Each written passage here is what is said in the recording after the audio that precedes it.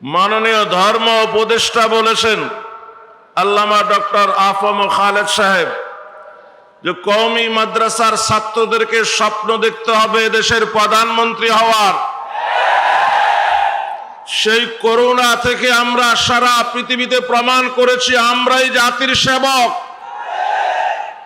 Corona আক্রান্ত রোগীর কাছে যখন কেউ যেত না, করোনায় মৃত লাশকে যখন গোসল দেওয়ার জন্য, কাফন পরাবার জন্য, জানাজা পড়ার জন্য, দাফন করার জন্য কোনো মানুষ খুঁজে পাওয়া যায় নাই, তখন কওমি দেওবন্দি ওলামা তোলাবারাই এগিয়ে এসেছে। এরপরে জাতীয় বিভিন্ন দুর্যোগে এই দেশের কওমি ওলামা তোলাবারাই এগিয়ে এসেছে। আমি বলবো যতদূর সময় আমরা পাই, কারণ সময় বেঁধে দেওয়া হয় নাই। বলেন,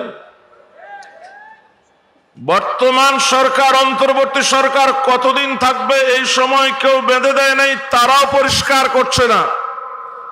আমি বলতে চাই যতদূর সময় আমাদের হাতে আছে এই সময়কে কাজে লাগিয়ে এরা বিদায়ের পূর্বেই কওমি দেওবন্দি উলামা তোলাবার নেতৃত্বে এই দেশের শাসন ক্ষমতায় আমাদেরকে যেতেই হবে। এজন্য আর চুপ থাকার সময় নাই, সময় নষ্ট করার কোনো সুযোগ নাই।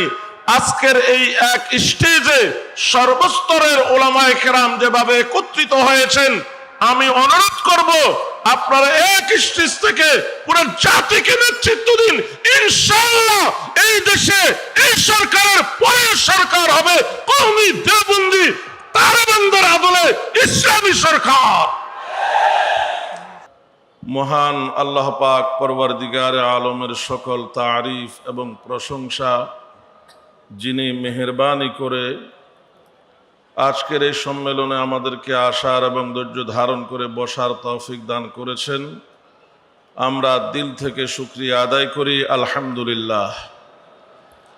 এবং আকায়ে নামদার, তাজদারে মদিনা, জিগার গোশায় আমেনা মুহাম্মদুর রাসূলুল্লাহ সাল্লাল্লাহু আলাইহি ওয়াসাল্লামের খিদমতে লাখো কোটি দরুদ ও সালামের হাদিয়া, যার আদর্শ আর তরিকার মধ্যেই রয়েছে মানব জাতির জন্য দুনিয়া এবং আখিরাতের কামিয়াবি আর সফলতা। বিগত কয়েক বছর এই সিরাতুন নবী সাল্লাল্লাহু আলাইহি ওয়াসাল্লাম সম্মেলন এই মাঠে হতে পারে নাই, কারণ বিগত দিনে যারা ক্ষমতাসীন ছিল তারা ছিল ইসলাম বিদ্বেষী। রাস্তার চিপার মধ্যে মাহফিল করতে হয়েছে।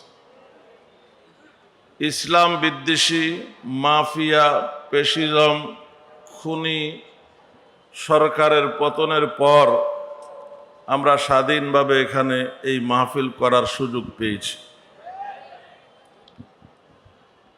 মোনাজারে জামান আল্লামা নুরুল ইসলাম অলিপুরি সাহেব তশরিফ আনার পর আমার কথা বলাটাও বেয়াদবি। যদিও আমাকে 10 মিনিট বলা হয়েছে, আমি 10 মিনিট নিতে চাই না। আমি শুধু এতদূর বলবো, আমরা যে সুযোগ পেলাম এই সুযোগটা কাজে লাগাতে হবে। হুদায়বিয়ার সন্ধিতে শর্তগুলো ছিল কাফেরের পক্ষে, মুসলমানদের বিপক্ষে। 1,500 সাহাবায়ে কেরামের কেউ রাজি ছিলেন না এই সন্ধি বাস্তবায়নে, কিন্তু নবীজি সাল্লাল্লাহু আলাইহি সাল্লাম অটল অবিচল ছিলেন এই সন্ধির উপরে। কেন? সন্ধির মধ্যে একটা শর্ত ছিল 10 বৎসর যুদ্ধবিরতি চুক্তি। নবীজি এটাকেই গুরুত্ব দিলেন।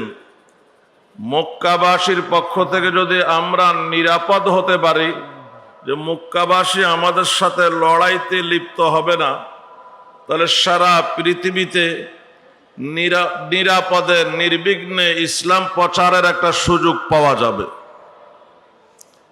এবং পরবর্তীতে মাত্র 2 বৎসরের মাথায় এই সুযোগকে কাজে লাগিয়ে নবীজি মক্কা বিজয় করলেন। আল্লাহ পাক আমাদেরকে সফলতা দান করেন। সকলে বলি আমিন।